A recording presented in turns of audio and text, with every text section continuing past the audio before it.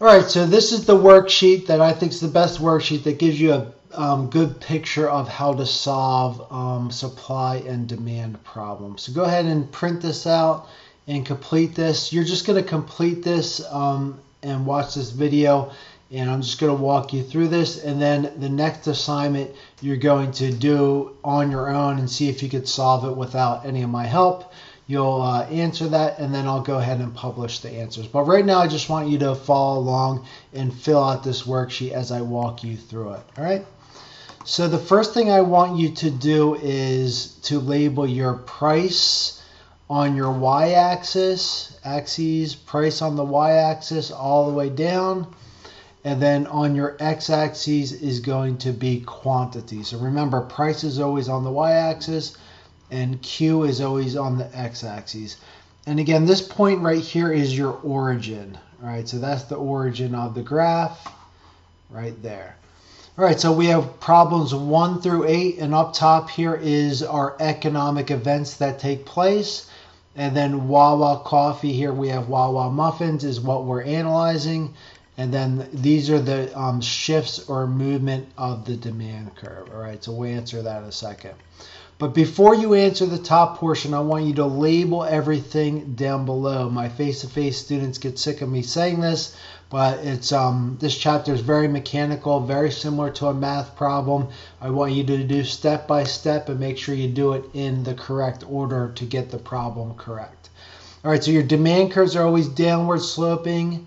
All right, so you can go ahead if you have a ruler. I use this little small ruler, which is ideal.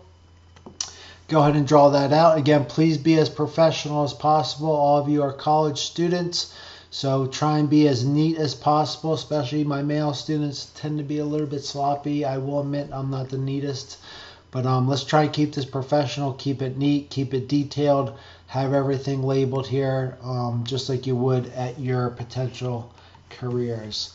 So again, you're going to label your demand curves D1, your supply curves S1. Again, where they intersect, where your demand and supply curve intersect, that is your equilibrium. So you'll label that P1, and down here, that is Q1. All right, so that's a static situation where if you're running a company or if you're in government or whatever the case is, again, supply and demand is applied throughout almost everything in society. This is a static situation. Something happens, and you're trying to figure out how it impacts the demand or supply and how it impacts that equilibrium. All right. So again, once you have everything labeled here, then we can go ahead and answer each one of those questions. So as I'm talking, hopefully you're filling that out, and you have your D1s, S1s, and P1s, and Q1s, and all that labeled. All right. All right, so the first one I'm going to start here is Wawa increases the price of their coffee.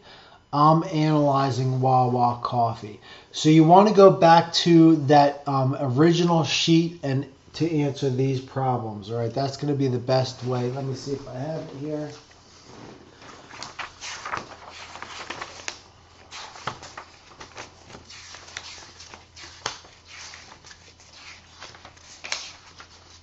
I don't have it handy, so I'll skip that.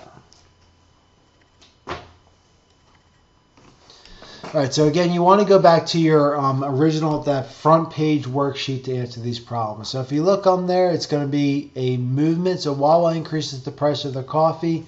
I'm analyzing Wawa coffee. So it's a price change of the good itself. So again, that's called a movement. So here I'm drawing a movement. Again, the demand curve is not shifting. It's moving up the demand curve. So just choose a point up the demand curve and then go ahead and draw that in as P2. Q2, prices going up, quantities going down. So the way I answer this over here, I just draw an arrow up for movement. No change in supply.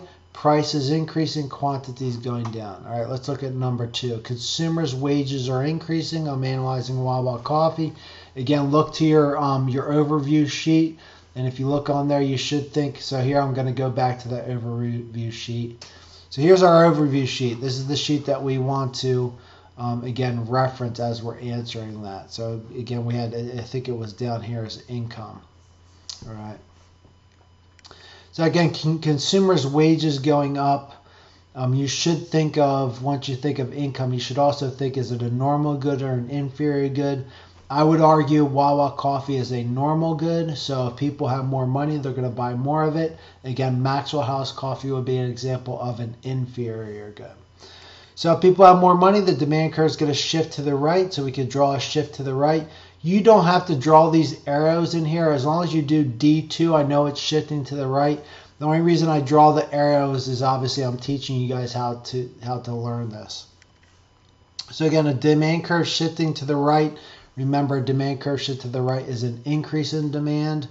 That's going to push the equilibrium up here, and your P1 to P2, Q1 to Q2. Go up and answer this. No change, price going up, quantity go out. Number 3, Dunkin' Coffee decreases the price of their coffee. So it's a price change, but we're not analyzing. If we are analyzing Dunkin' Coffee, then that would be a movement. But we're analyzing Wawa Coffee, and we're thinking how Dunkin' increasing. Again, this is my competitor. Dunkin' Donuts increases their coffee price. So we should think, again, on our cheat sheet, price a related good, substitute.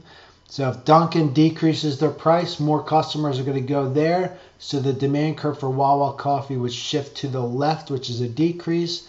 I would draw a demand curve shift to the left. Here's your new equilibrium, P2, Q2. Go ahead and answer that demand curve shift to the left, no change. Prices going down and quantities going down. All right, let's go ahead and look at number 4. Wawa decreases the price of their coffee. I changed it to Wawa muffin, so it's not a movement. You should think of price of related good complement. So if we decrease our price of our coffee, then the demand curve for muffins is going to shift to the right, which is an increase. We're going to draw a shift to the right here, D1 to D2. Prices going up, quantities going up. We draw those arrows in, and we're good. Number 5, news report. Coffee reduces cancer risk. I originally didn't read this close enough, so I'm going to erase that. If it reduces cancer risk, then people are going to buy more coffee, so that would shift the demand curve to the right, which is good. That's a classic taste demand curve shift. Again, go ahead and draw in your D2, and that's going to push price up and quantity up. So now that we're getting some practice, hopefully you guys are getting good at this. Number 6, news report. Unemployment at historic high. Maybe the COVID-19 pandemic has hit. So this could be 2 answers. This could be income. Obviously, the person that loses their job, they're spending less money at Wawa because they don't have a job, so they might be making their coffee at home. But also people that still have their job are going to buy less coffee as well. All right. So I drew a demand curve shift to the right. So news report, unemployment at historic low. So hold on one second here. So if this looks like I made a mistake here. News report, unemployment at historic low. So that shifted to the right. That should be a shift to the left. Now, if this was like Maxwell House coffee, it would be inferior good shift to the right. So again, that is an error on my part. I'll correct that. It's just like any teacher says, I did that on purpose to see if you catch it. So this should be a shift to the left, and that should obviously be the demand curve going down. All right, let's go ahead and continue here. New neighborhood is built by Wawa. You should be thinking number of buyers, population change. Demand curve shifting to the right, D1 to D2, price going up and quantity going up. All right, so hopefully we're getting pretty good at that. Complete that in. Again, correct number 6 for my error. Price increase of iPhones. How is that related to Wawa coffee? It's not related. It was a trick question. So sometimes there's an economic event that will have no impact on your business. I don't necessarily know how iPhones are related. Maybe they're related based on, some students have said the app on the phone, and Wawa has an app to buy phones and things of that sort. So maybe you could argue demand curve shifts to the right if people have the Wawa app.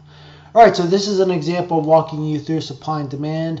Again, fairly mechanical, fairly somewhat mathematical, but the good news is hopefully you're gaining some skills that's going to make you a lot of money out there in the business world. Thank you very much for watching. Go ahead and complete this. Take a picture and upload it. And then we'll go ahead and I think I do something with McDonald's that you guys can answer on your own. Great work.